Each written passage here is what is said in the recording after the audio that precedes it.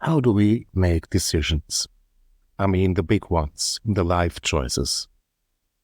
Whether we want to get married and have a kid, or choose a career, or move to a different town.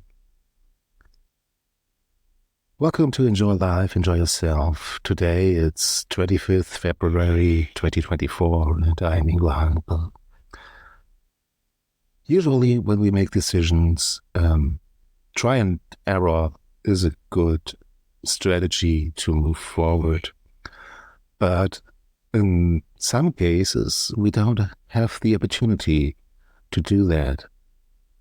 So, as I said, when we're moving to a different town or we're deciding to switch jobs, these things, we are in a disadvantage because we don't have the experience, we don't have the different tries to do this and to learn from it, because it's more or less a once in a lifetime decision.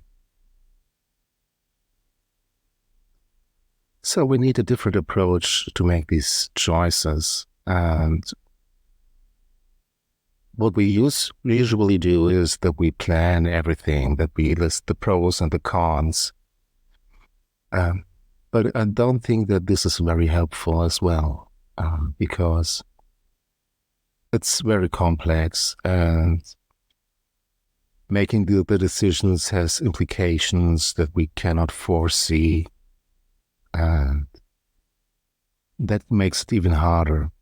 So most of the time we try to avoid these choices.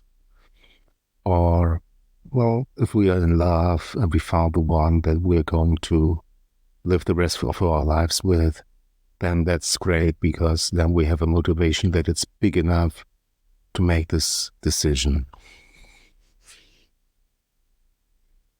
But most often we stick to what we have because we are afraid of making a change. And change is scary, no doubt about that. So the next biggest thing would be to follow our intuition. And for most people, I don't think this is a good advice, because their intuition isn't very well educated.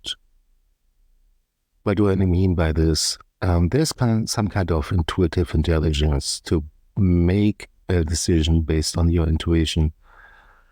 I think there is a level of self-awareness and mindfulness to do this very well. So it's hard to tell the difference between our intuition, our gut feeling, and our fears. So they might feel the same, and most of the time we are not able to distinguish them, or we confuse them. Like most of the time, from my experience, the intuition is silent. It doesn't speak to us, and it cannot be forced. So if somebody asks us, "Hey, what's your first idea to this? What's your gut feeling about this?" The best way to answer this question is, I don't know. I don't have this one. We don't have a gut feeling about it. Because most of the time we're just making something up. And it's really hard to listen to our intuition. So what can we do instead? We can ask for advice, but in these decisions, the advice other people would give us, well, they can give us their perspective, but in the most cases, they are not that an expert. Let's stay with this example. Should I get married or not?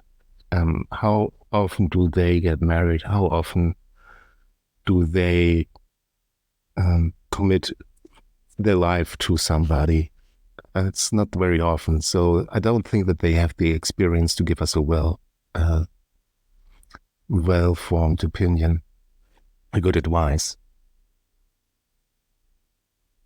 So then there would be to flip a coin. And I think that's the best thing that we can do.